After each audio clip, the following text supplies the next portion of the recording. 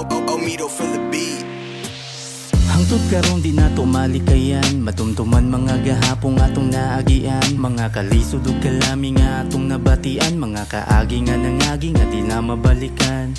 Apan luyo atong tanan, daghan pud in taon ta atog nakatunan.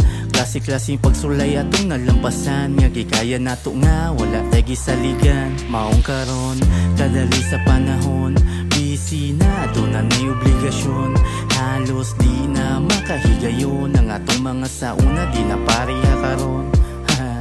Maugid ning kamatuoran sa tong kinabuhi nga ato ang namathan. Wala ta masayod kung maharag yung tataman, maong sulitang mga higayon nga ato ang malabyan. Kay usara atong kinabuhi, maong sulita una mo pauli.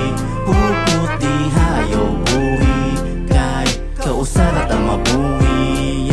Usara atong kinabuhi, maong sulita una mo pauli. Puput di hayo buhi, usara ta mabuhi.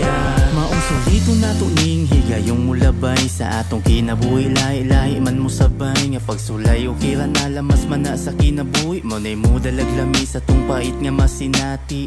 Maong ayaw lang kabala, katiman nilang kanunay nga wata nag-inusara. Kanunay ang ginuugalan taw sa ato, hinungdan sa atong kusog sa panahon mo bati tagkaluya. Kay maura na to ang masaligan, kumuabot man ng unos, maoy masandigan.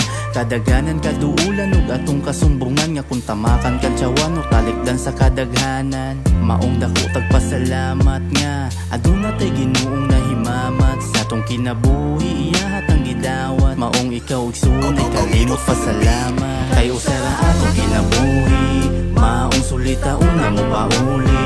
Puput di hayo buhi, kay kausara ta mabuhi. Usara atong kinabuhi, maong sulita una mo pauli.